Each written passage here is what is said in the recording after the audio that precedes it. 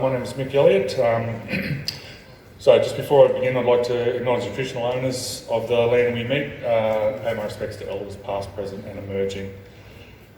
First thing I will do is I'll introduce our panel members, and then I'll just have a bit of a talk about who they are, and we'll get on to some questions. Okay, so first up we have Doug Deacon, who is the Managing Director of Aestec. Doug, come on up. 25 years extensive experience in industrial maintenance project works, 16 years as Managing Director of Aestec Services. Doug has developed his practical skills and knowledge by originally completing 2 trade qualifications. This enabled Doug to the diverse expertise in delivering multi-skilled projects and maintenance contracts across a range of industries. Doug's journey has given him the tools required to become an influential and empowering leader in the Gladstone region. 2005, Doug established Aestec Services. His skill in developing strong relationships with clients and his team has enabled Aestec to become one of the choice service providers and employers in the region. Welcome, Doug. Our second panellist is Shannon Jansen, from General Manager of Operations from Berg Engineering. Shannon's a highly capable leader of Berg Engineering with more than 15 years experience in the manufacturing and fabrication industry. He's been the project manager for the safe and timely delivery of more than $100 million worth of projects, has been a key player in successful bid teams for projects of far greater value. Shannon has extensive experience in delivering major complex turnkey projects from inception that's a good word, to completion. In addition, Shannon is also a competent estimator, cost controller, business development manager and financial manager. Shannon has a comprehensive national and international experience working with major infrastructure companies. Above all, Shannon is also passionate about the safety and development of his people, the quality of work delivered and its impact on the environment. Shannon is currently completing his MBA through the University of Queensland. Welcome, Shannon. Bob McCosker, Managing Director of McCosker Contracting. Bob is an accomplished businessman with over 35 years of extensive experience in the civil contracting industry.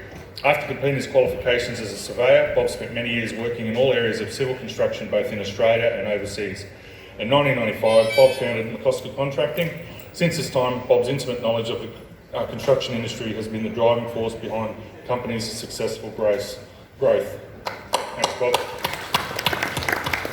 Col Walz, Managing Director, Walz Group. Col Walz launched Walz Group in 1976 as a construction labour service, providing skilled personnel to large engineering and construction companies. Since those early days, Colin has involved our operating model and grown the business to become the trusted project partner Walz are today. Over the last 40 years, he has worked with the board and senior leadership team to continuously respond to client needs and market demands. Welcome, Colin. And last but not least, of course, Scott Harrington, Managing Director, Xtreme Engineering. Xtreme Engineering has been in operation since June 2007 and continues to grow with the current workforce specialising in all aspects of construction, fabrication, installation, maintenance and erection. Xtreme Engineering offers a fully equipped modern construction fabrication workshop with undercover floor space of 1,250 square metres and approximately 3,000 square of laydown area. Scott's never forgotten his ground roots and says the key to his and Gladstone's success is to stay focused, ambitious, dynamic, responsive and optimistic. And remember, client comes first. Okay, welcome Scott and welcome to the panel. Okay. So, you might wonder why I'm up here.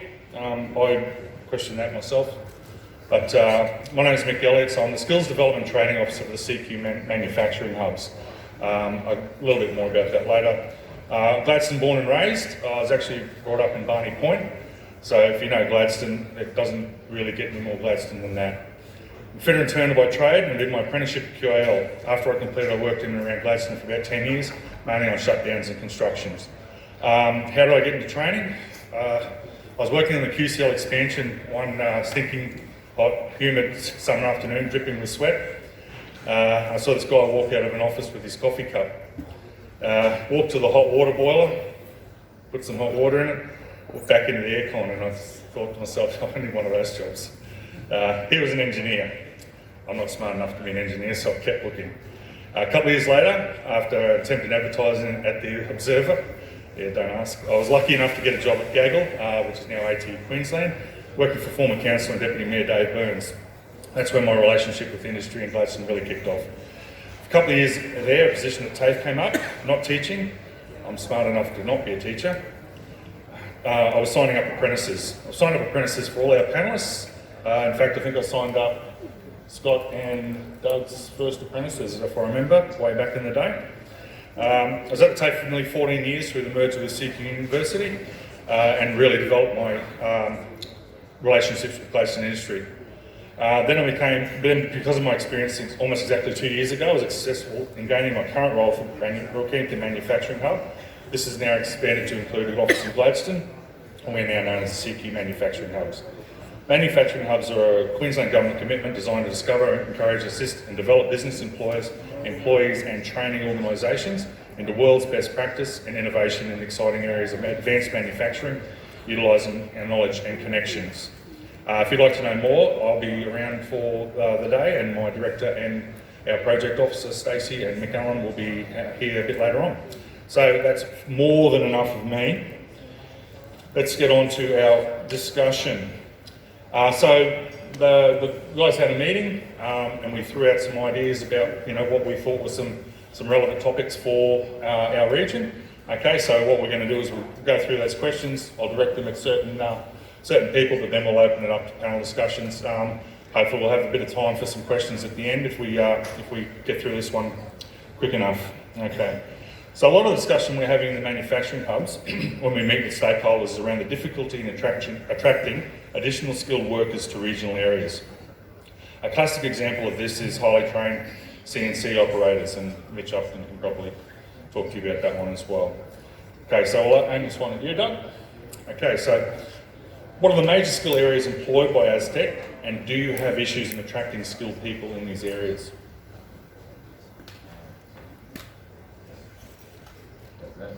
That working? That's working. Yep, all good, thank you. Thanks Mick, thanks for facilitating today. GEA crew, thanks for putting on such a sensational event.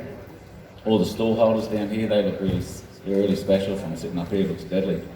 And the company peers up here as well for attending today, so thank you to all you guys. Back to the question, Aestec, we provide carpentry, concreting, plumbing, painting, medium earthworks, I would say, not to the degree of the McCosker's team, but a little lower than their capability. And then we just assist wherever required. So nearly all skills other than electrical is a quick way to sum it up. Resourcing. At the moment, the town's busy, Gladstone's busy. Matt was up here saying how sensational the town is and the industry we have here is, and he's 100% correct, and that's why we're sitting up here, because there is good industry and it allows us to have a company that we can employ people in and provide a service to the industry. So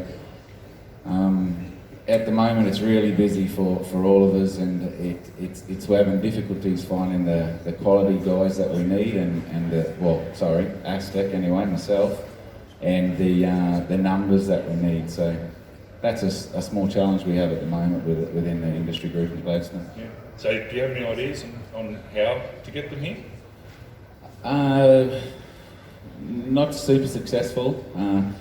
We've got a team of about 200. It's the biggest team we've had since 2011. Was probably the last time we're at this level.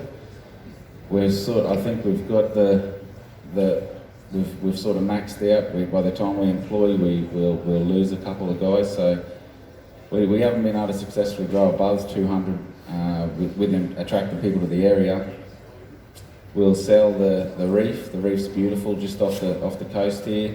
The area is magnificent. I think the industries, they're a beautiful landmark within the community. So we try and allow that to spread and that to become the norm as well, I guess, or something that attracts people here. But just really the reef, inland, you've got some close areas to go and visit as well, and that's sort of our strategy, I guess. We can't compete with the 7 on, 7 off. We do the 5 and 2, so it's that there. We can't really bring anyone in. I haven't been able to successfully do that, but other than that, it's just the area, the community, and the people that live in it are great to be around. Yeah. So, Bob, just on what Doug was saying there, because you're, similar kind of trades, I would suggest. Do you have struggled to get skilled people in the region? I think skills are a constant challenge for everyone, constantly. I think it's your productivity relies on the skills that you can actually get in. So I think I would suggest all of us here, our base skill levels have been homegrown. I don't honestly think that we've been very successful as a business in actually bringing skills in, because usually they want to then go again. So you don't get the I guess the benefit of your teachings or the way your culture, the way you actually do work. In saying that, we obviously have to rely on external sources of labour, and I guess that is relevant or relative to where the jobs are, where if you've got a sort of a diverse range of jobs across the countryside, they don't necessarily all come from, well, very rarely then do they all come from Gladstone. So you're just in the pool with everyone else recruiting. And you're McCosker's is a sponsor of the Doorways Civil Construction Program with Equip. Do you get a lot of uptake after they finish their traineeship there, or do you have positions for them? Or? Well, Doorways is a special program, I guess. So Equip, for those who don't know, is a local organisation. It's actually Education Queensland Industry Partnership, where as a whole, the group has about 220 kids ranging, from grade 10 through to grade 12 that get put out into authentic workplaces through the last 2 years of their school. So we actually run a program ourselves which is called Doorways to Civil Construction, where we take 18 students out of grade 10 and they get dressed up in our yellow uniforms, and they go through everything that a normal employee would go through, and we actually not so much get them onto jobs because that's difficult, but they do physical work in our yards that it sort of simulates what they get in the workforce.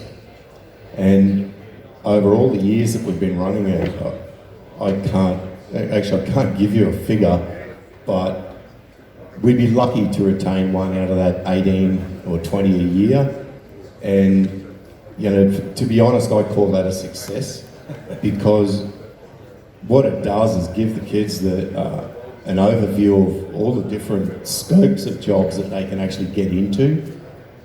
And that's really what we see that role as. So in other words, it's even though we call it Doorways to Civil Construction, a lot of times it's doorways to mechanical engineering and university, or all other trades, from fitters and turners and diesel fitters, the whole scope. So I still believe it's successful, in that. In general, those kids are, I guess, don't have the vision to go to university, but as soon as they have to get out and work in the sun, as you yourself just described to there earlier, it's a bit nicer to be in air conditioning. So I guess as long as the skills you're teaching them, they can use that in some way, shape, or form to go on and get a job in in part of one industry, then I guess that's definitely a success, isn't it? Gives them an overview. Yeah, I mean, what we're instilling in them is attitude, the fact that they've got to get to work, they've got to get home from work, they have to behave when they're there. We try and get them to put their phones away. That it's definitely a clearer introduction to the workforce than they would have had they just stayed in the school ground. Col, so you've obviously got a lot of experience in skilling your people over the years. Do you struggle to find the skilled people, or is it, as Bob said, just easy for you to find them yourself and train them? Yeah, Mick, it is a struggle. It's a short supply of all tradesmen in Gladstone. Gladstone has a good skilled workforce, but it's largely devoted to the existing industries. How do we attract more people to live and work in the region? As you know, Gladstone has a world-class port facility. Some people might say, why would you live in Gladstone? I would say, why would you live anywhere else? That's my philosophy. I hear that. Okay, so Scott and Shannon, so you guys main in engineering, skills. So Scott, start with you. How do you go with attracting and retaining, or do you have to develop yourself as well? Yeah, so we've mainly developed ourselves. We've done things over the years as the industry. We try to read it as best we can, and anyone who's lived in Gladstone for a long time understands it's up and down.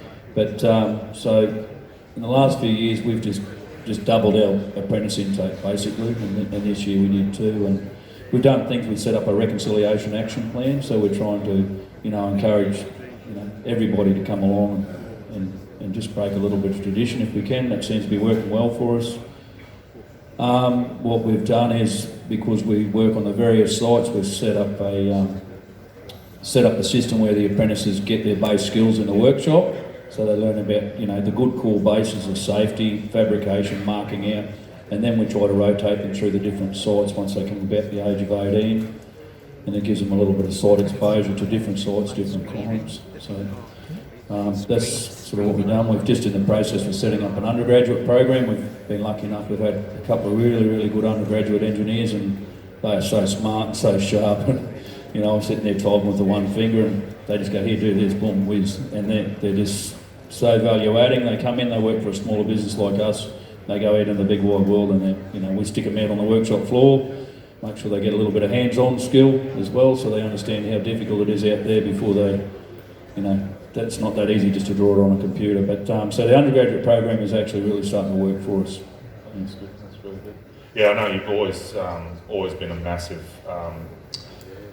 proponent of apprentices. As long as I've known you, you've had apprentices just everywhere. Even some of the struggle ones that had some issues, you even brought them along. So it's been really good to see. So Shannon, same thing, mate.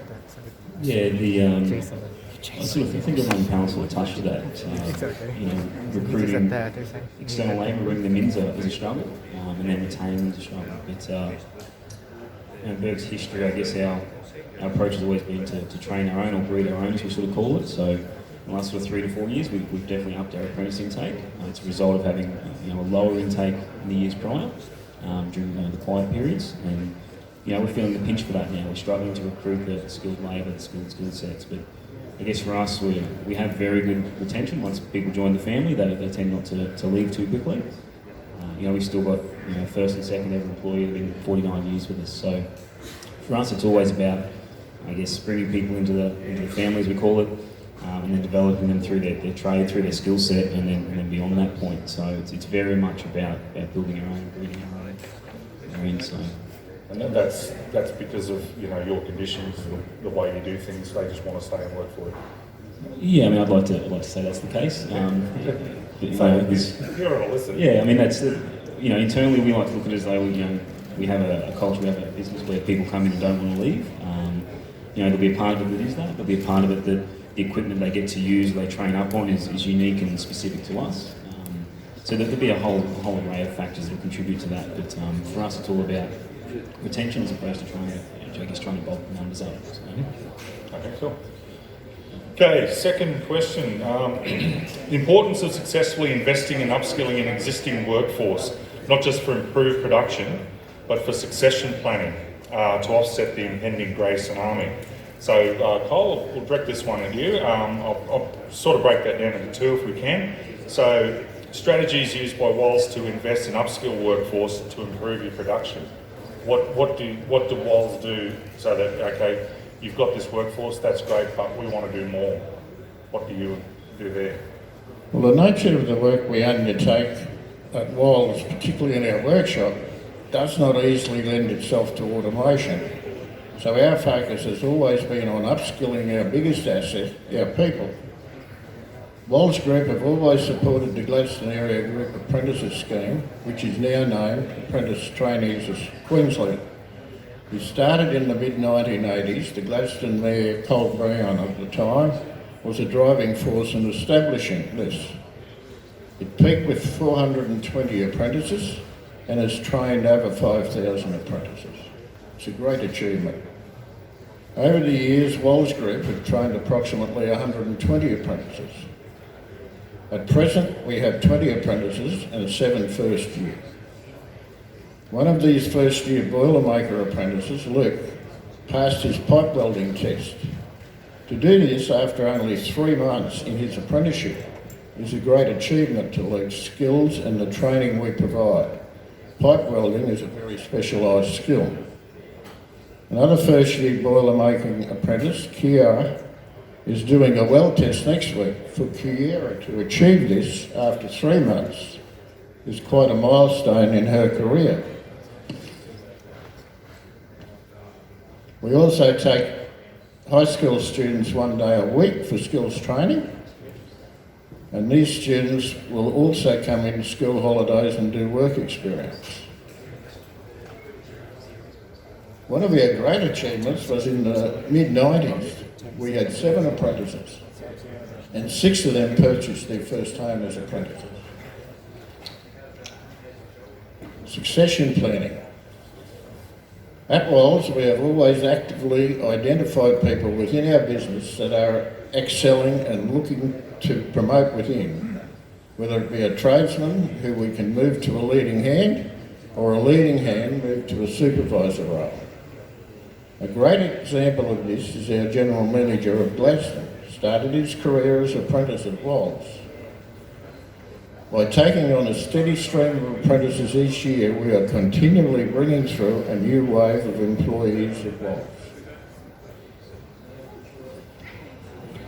Okay, so I'll pass that now. Scott, I want to go to you on that one now.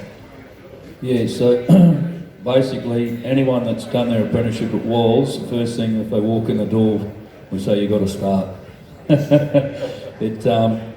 It's their local engineering business, and you know, and big tier 1. But the local engineering businesses, if an example is when Bechtel, you know, came to Gladstone for the LNG project. Now, anyone that had done their apprenticeship at a local engineering business in town, they were sought after because they knew that they were trained properly. Exactly what Col's saying, we pretty well follow suit. We got our first years of fitting up pipe, perhaps not welding it, but definitely fitting it up. And we're aiming for, by the time they're a second year, they should be able to, fit pipe, weld pipe, and we upskill them so they become multi-skilled to us. They get a forklift ticket, basic riggers ticket, a dogman's ticket, because we have to do that now to survive. Gone are the days where a rigger is just a rigger and a crane driver is just a crane driver. They need to be diversified. So pretty well what you've got to do is just spend as much time as you can with them, and at the end of their apprenticeship, we encourage them to leave, but if they want to stay, they can stay. And some of them stay, they go away and work on the bigger projects, and they come back and they're actually more skilled when they come back. They've seen the big outside world, and we've had a lot of those guys, and once they come back, they usually come back and settle for good. So we have a really, really good retention rate. And Shannon, I know with Berg, you talked about your machinery before, and I know you've invested in quite a lot over the last probably 18 months, 2 years especially. Is automation, does that help improve your production, or do you still put that down to people? Look, automation's, everyone talks of automation as being it's where we're going, it's the next step, it's how to stay relevant. And look, to a certain extent I agree with that. You still need people to control that automation, you still need people that can actually think and innovate and take the idea of whatever this innovation might be, these new products, these robotics, and actually put it into action. So whilst yes, Berg is moving into an automation space, and we have automation more specifically in our Brisbane business at the moment, but what we're seeing more is there's a bigger focus now on people still need to come through with a trade, to have an understanding of that process and that skill set. But the further developments now coming post-trade is sort of becoming even more relevant to be able to adapt to these changes. So yes, we have just about everyone in our business is from a trade background, from estimators to managers to supervisors, obviously.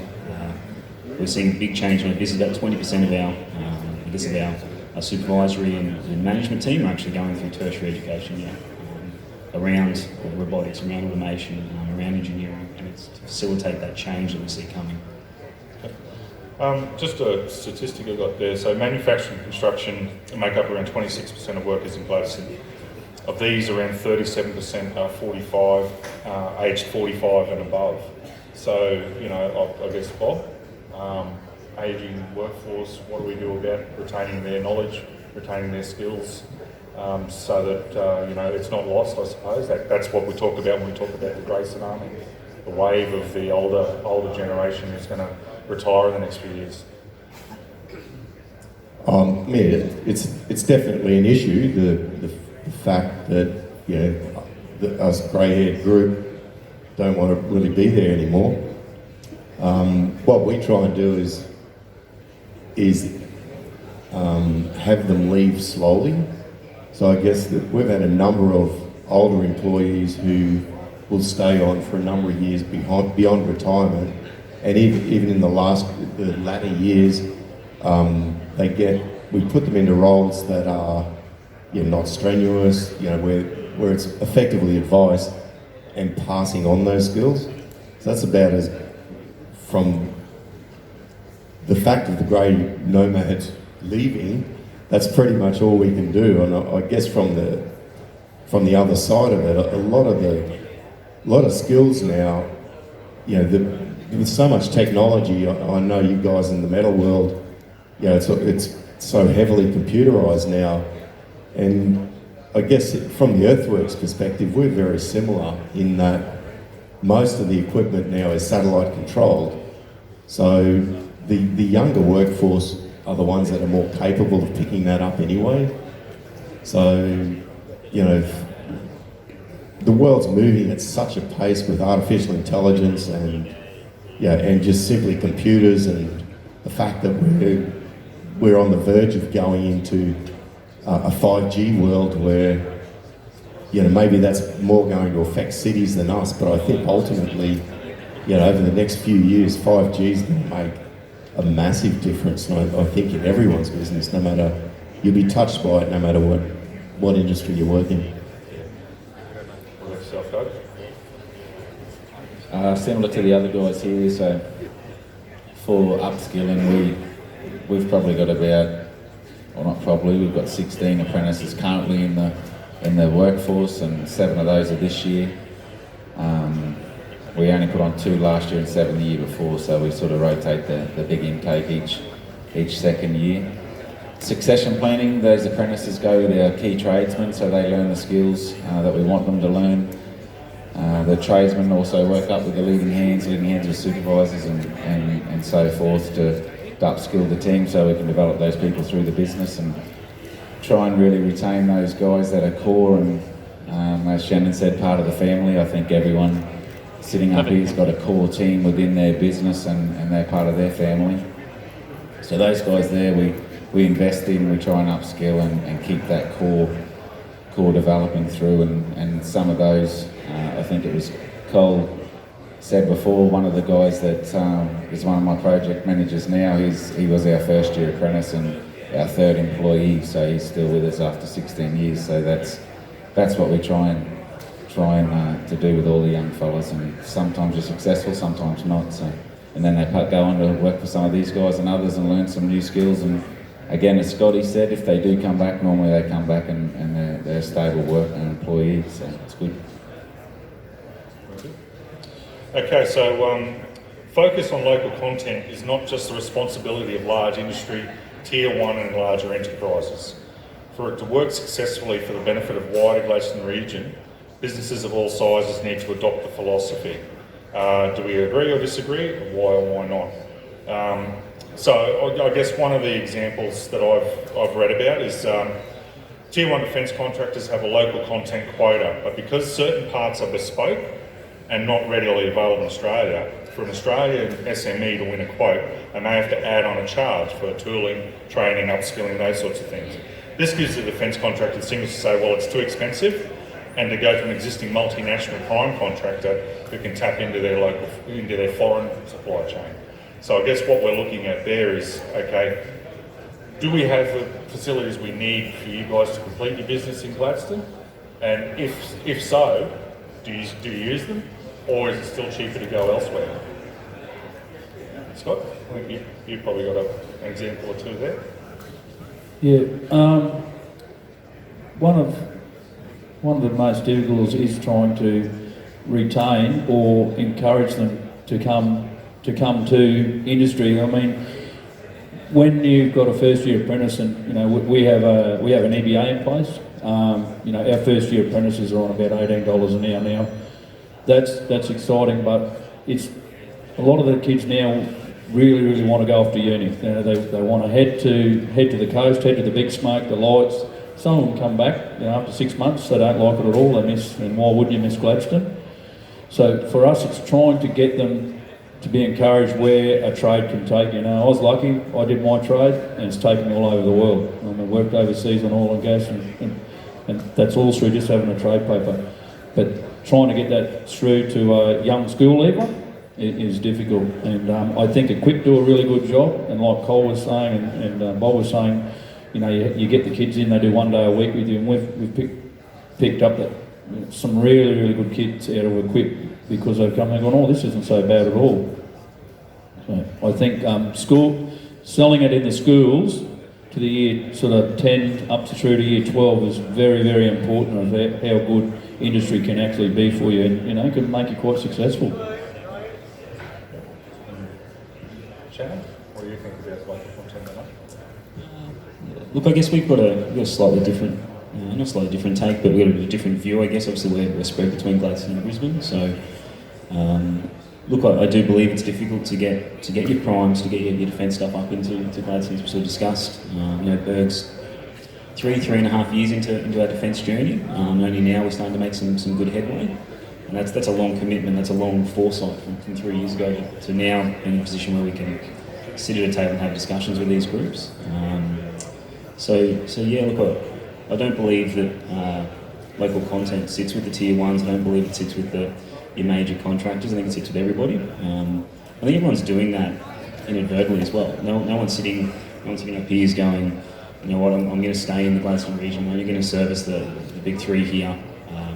If there's an opportunity outside of Gladstone, everyone's still pursuing that in that realm, I guess. But as sort of Scott touched on, it's not Australia we're just competing with. There's emerging markets, whether it be China, Vietnam, all those places that are making it difficult to compete on a global stage. There's no doubt that our cost of labour, our expenses are higher than those countries. If we're honest and we're going to compete with these guys, we can't compete in the same manner. It's going to take innovation. It's going to take a different approach to be competitive when our actual cost centre is higher here. So I see the progression in the next 5 or 10 years. There's been a lot of talk about COVID. It's going to put a lot of pressure to bring supply chain back to Australia. There's been supply issues. We've seen work we previously lost 2-3 years ago offshore come back due to the fact they can't get it here on time. They can't get consistent supply. So I think we're going to see that come back in the next few years, and I guess it's on us now to sort of innovate, to approach these things in a different way to keep it here. The opportunity sits there. It's a matter now whether we want to take it and go with it. There you go. What do you think about local content? And you have problems getting local suppliers, or do you have to use external, or? Well, traditionally we've always used locals where we could, always. And only go outside of Gladstone when we have to. That's our attitude. Yeah. Okay, so on to the next question. So successful sustainable business is not entirely profit driven. There's a growing need for businesses to focus on improved social benefits, employee welfare and reduced environmental impact. Okay, I'll start you off here on this one, Bob. So McCosker's vision statement says to construct a sustainable future for our people, clients, families and community. So what does that sustainable future look like and mean to you? I guess firstly that statement was actually put together by our internal, our internal board. We don't have any external people advising us at any level, to be honest. We pretty much set our future internally, and so we've got a group of generally really young guys, through to, and they're not necessarily all guys, but that have actually created that statement and a whole other series of statements to define our future, where we're going to and where they sit in it. From a sustainable perspective, unless you've got a sustainable business which is founded on economy or economics, you can't do any of the other pretty stuff anyway. And I guess we've achieved that. We're all, that's the advantage of being Gladstone. It's been kind to pretty much every Gladstoneite that I know of, whether you're in business or not. So we're in a very fortunate part of the world, and specifically even in Australia. As far as sustainable, I guess the word then gets out into environment, lots of talk around, I guess, the carbon world with, the hydrogen coming on. So, we could be here for hours if we wanted to start talking about that, which we won't. But, I guess environmentally our workshops, all our offices, every building we have is pretty much solar powered. So we do what we can environmentally there to a small extent. I think the notes led into what we do in the marine world.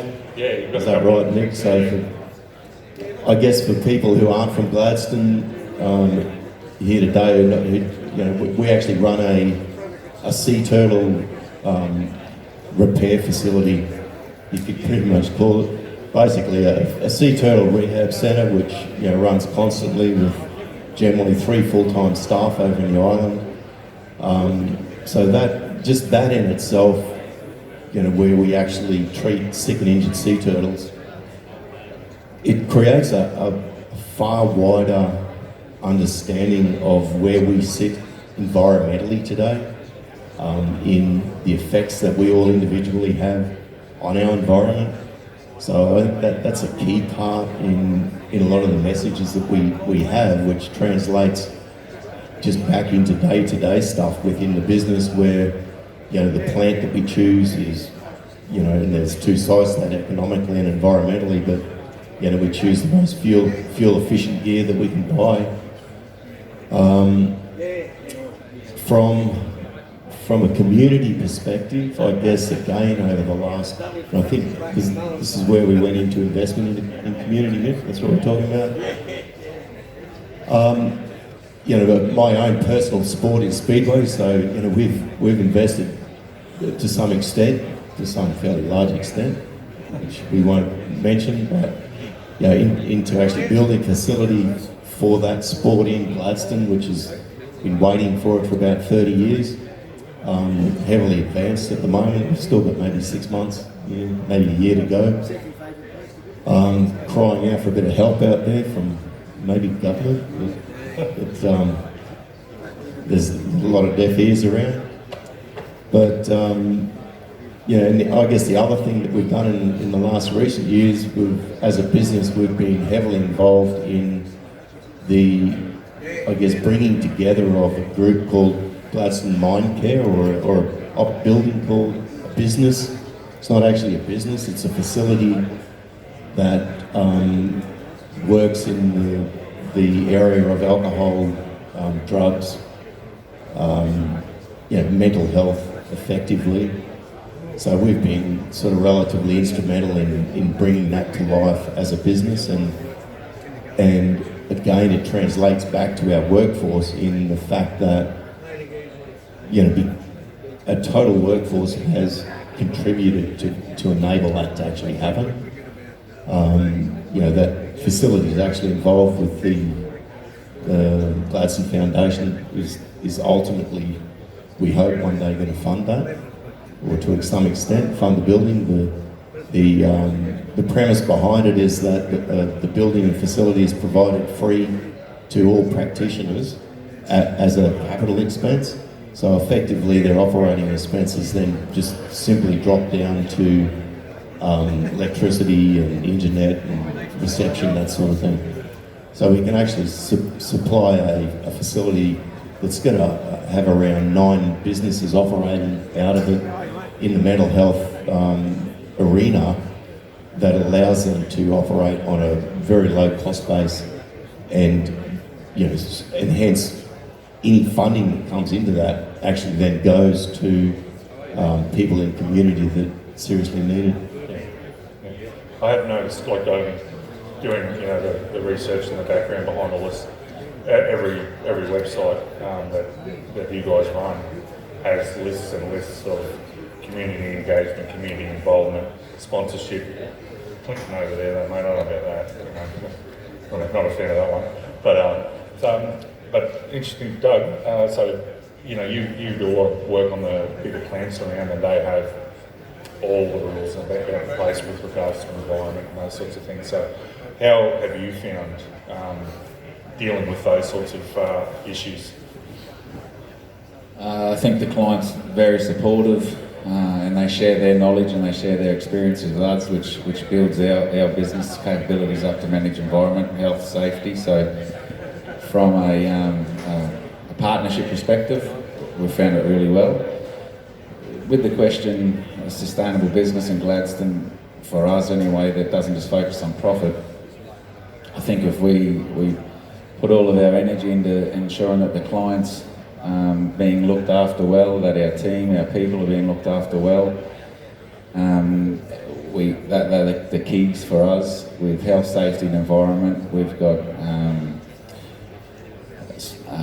incentives, I guess you could say, so that we have incentives for health, safety and environment. When the guys come up with a great idea, that's acknowledged every month, and they'll receive an award, and then their team will get a barbecue, that sort of stuff. So that way we promote it, and we encourage our teams to come forth with the initiatives. And when we share that with all of our partners, whether it's the guys sitting up here or the clients, it's something that we're proud of, and so is the team. Just a bit mindful of time, so I might move on to the next one. Okay, diversification from being totally reliant on local large industry is important for long-term business sustainability. I think we've all got some things to say about that, but I'll start with you, Scott. So Xtreme currently working on a program with national implications. Can you tell us a little about this, if you can, obviously? And then what does it mean for local businesses to be looking outside of the Gladstone box with regards to successful project applications? Well, I think I drew the short straw with diversification because I didn't attend the meeting, thanks guys. But diversification, it's the key to success in any business, but it's very, very difficult to diversify in the right areas. And one of the issues that we've had with diversifying and looking outside of Gladstone is trying to get our people to go outside of Gladstone. So naturally you want someone to leave Gladstone, and we work up in Northern Queensland, South Australia, Western Australia. To get those guys to go over there naturally comes with a pay increase. Well, why would you want to leave home and when you can, earn the same money at home? So it makes it difficult to diversify. So we set up, roster systems, fly in, fly out, week on, week off, things like that, and we change the guys out regularly so they're all getting experience. But to diversify, to try and sell yourself to an overseas client and encourage the tier ones, not to go to China and all of those sort of cheaper options because of it, and to actually sell how good our quality is. That's the key.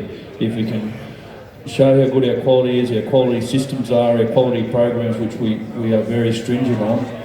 Don't get me wrong, we make blues, there's still mistakes, but they're a lot less, and we manage it very stringently. So diversification is about trying to sell yourself to a client, and the only way that we can sell ourselves is our quality of workmanship and how quick we can turn it around. Because I'll give you an example. So BHP and Rio Tinto and those guys, they traditionally went away from building stacker reclaimers and ship loaders and everything in Australia because they realised that, we can do it significantly less, and as any business does, it wants to make a saving.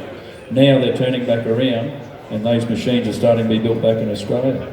So 3 machines just built in Western Australia, shipped to Wollongong, another machine potentially to be built, we all hope, in Gladstone.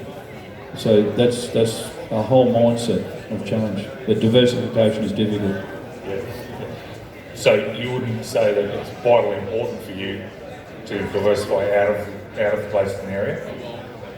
Oh yes, it's very it's very important. That's why we've tried to upskill our guys and find new clients outside of Gladstone, because it only takes something significant to happen in the town that we all survive on the same industries. But the good thing is there is enough work in this town for all of us to survive on. So, Colin and Bob, your businesses are slightly different because you've been working outside of the Gladstone bubble for a number of years. So, Col, what benefits have you seen? Yeah, well, we've worked probably all over Queensland and most of Australia over the years. We've rebuilt gold processing plants. We worked in the sugar industry for a number of years when it was busy. I guess it just gives you the opportunity to increase your skills and keep your workforce. That's the main advantage of it. Bob, yourself? I guess it comes back to the business itself being sustainable into the future, where I think Scotty nailed it, the fact that we locally here we pretty much would rely on aluminium and coal, and you only need a really small shock, which is not going to come from here, it's going to come internationally, to completely turn us on our heads. So, I guess we're all very mindful of that, and so you have to try and diversify effectively your client base, and clients locally are aluminium and coal.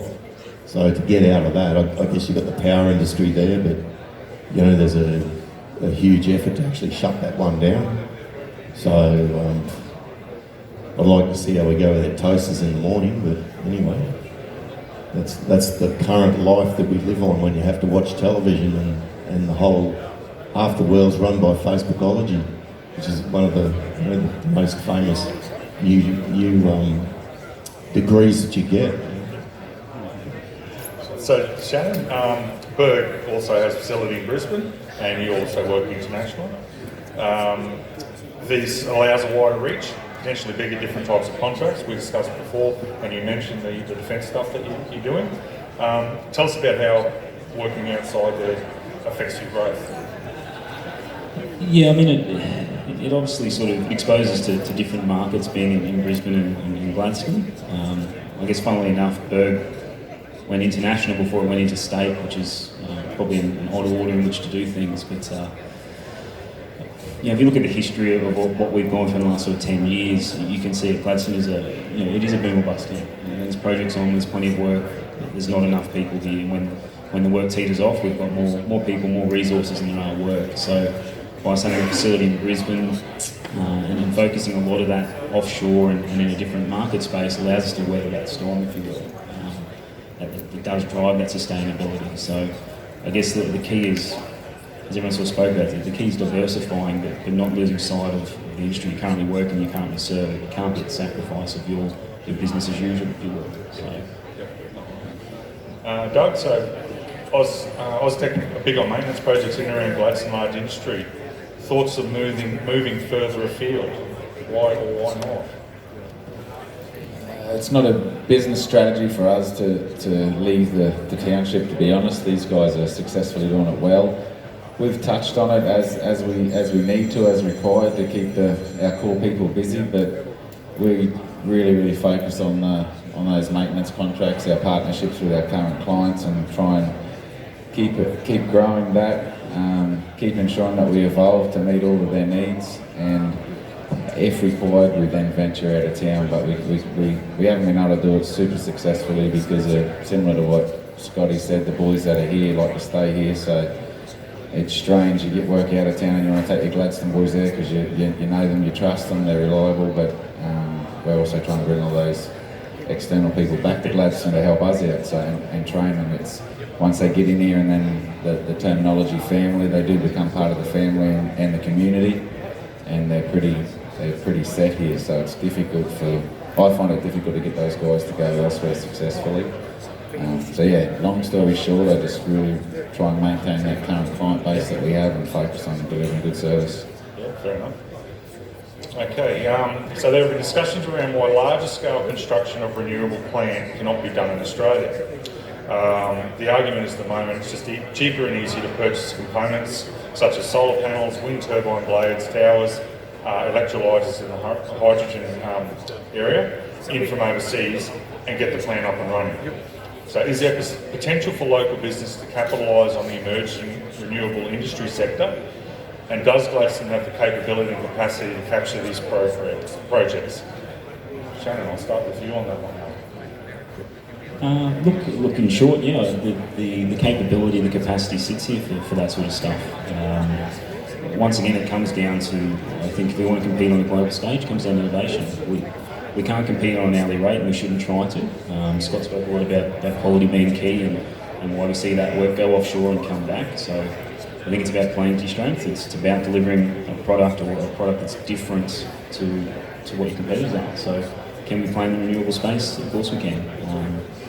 We do a lot of work in Indonesia where local work for those guys is at a lot cheaper rate. And the way we're able to do so is by offering a product that is significantly different to what's available locally. So if we're going to play in that space in Gladstone, I believe we should be.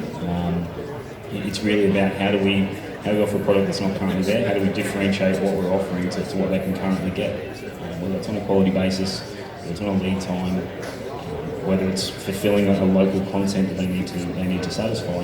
Whatever the reason is, we can't compete on the current offer. We've got to innovate and come up with our own. What about collaboration? Is that something that you guys have discussed or thought about going for bigger jobs? Col? Yeah, well, there's not too many big jobs around at the moment. If there's any around, they're all pricing them up, Scotty.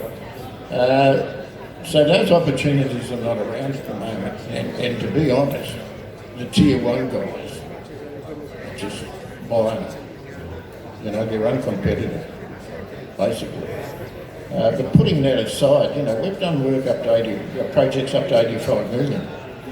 So we have done some serious jobs over the years. So we have those capabilities. We've done marine projects. We've done a marine demolition job in the last 4 years, which was 60 million. That's a big job for a small Gladstone or a medium Gladstone company. So we have those capabilities, but unfortunately at the moment, the projects aren't around. Agreed. Scott? Yeah, agreed.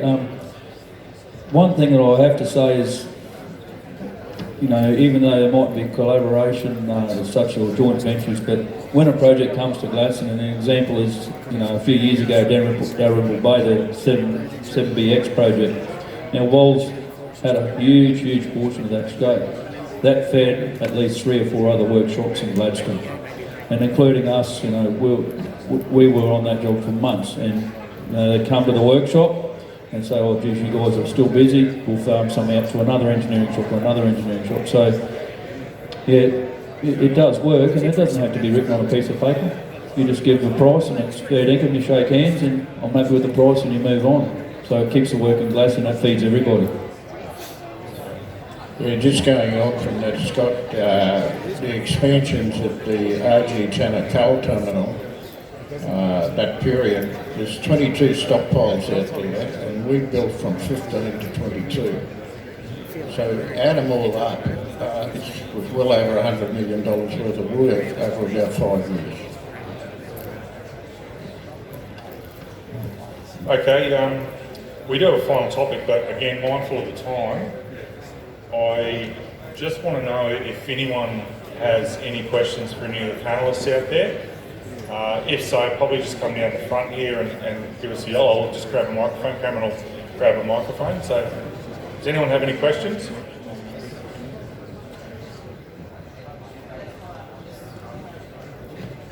That works for me.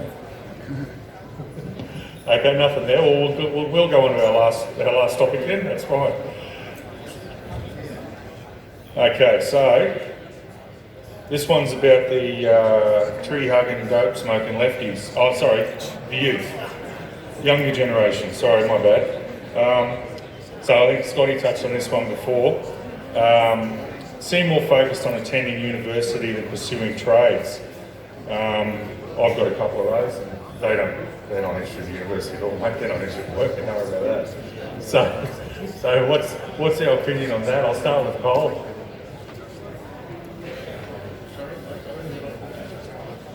So the young ones seem more focused on attending university and pursuing trades. Have you found that at all? Or?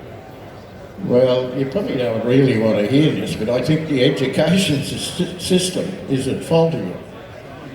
It's steering students away from trade careers into university courses, irrespective of their academic qualifications. And you know, we have a responsibility to give the students incentive to make trade an attractive career path, and they can excel in that field.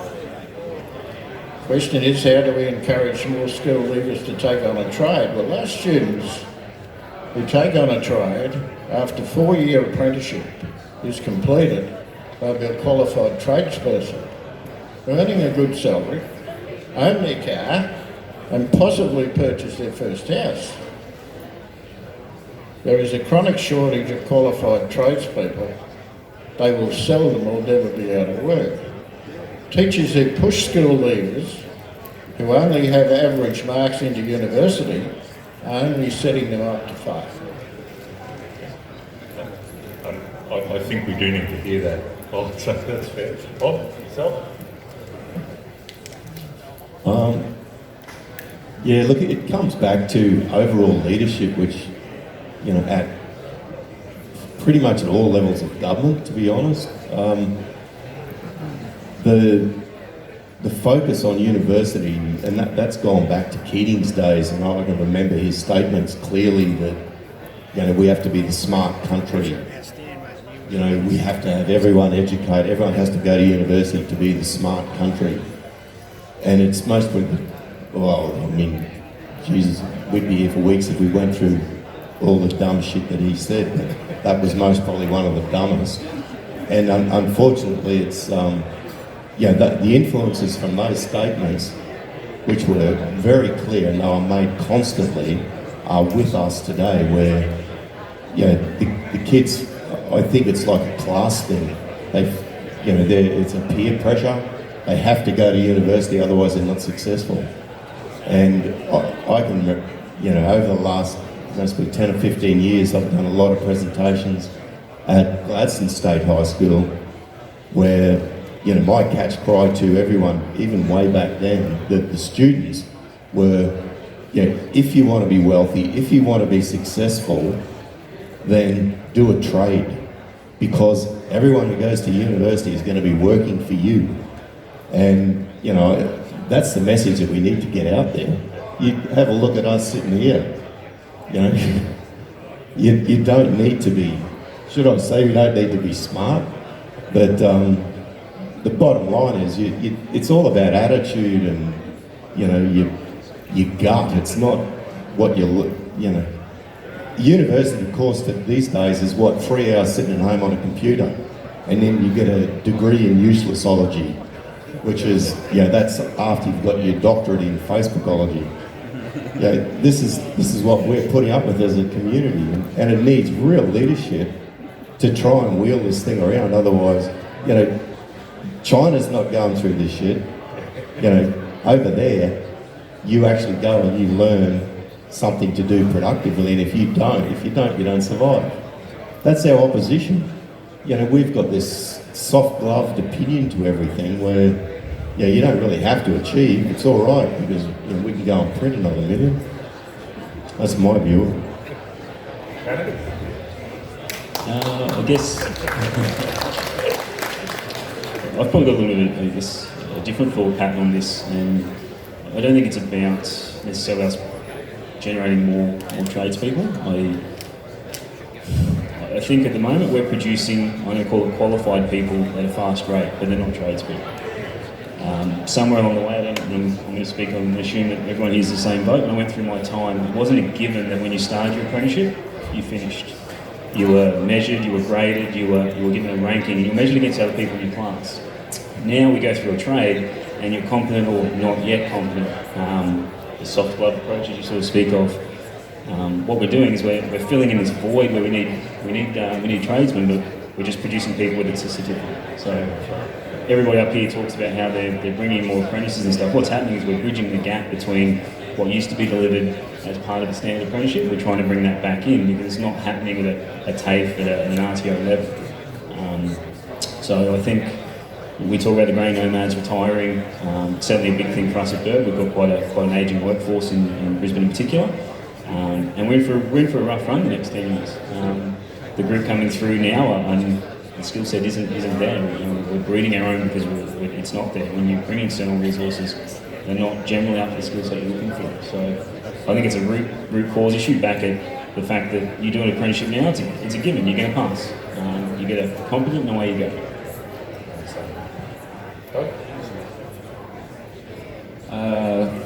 I don't know if I want to drag it out much longer, to be honest, but for the apprentices, we fill our quota each year, as many as we can train.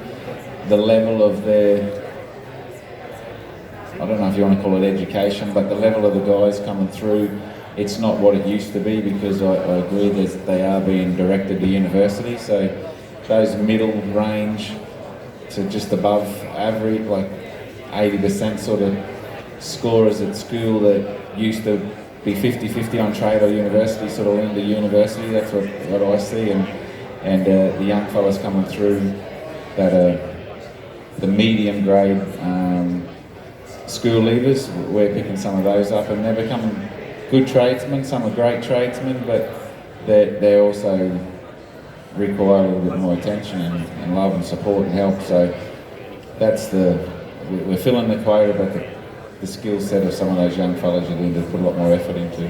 Yeah, absolutely. Okay, well that brings the discussion to a conclusion. Hopefully you've taken something away from it. I know I have, and I've enjoyed my time up here with the guys. So let's thank Scott Harrington from Xtreme, Col Walz from Walz Group, Bob McCosker from McCosker Contracting, Shannon Jansen from Berg Engineering, and Deacon from Aestec Services.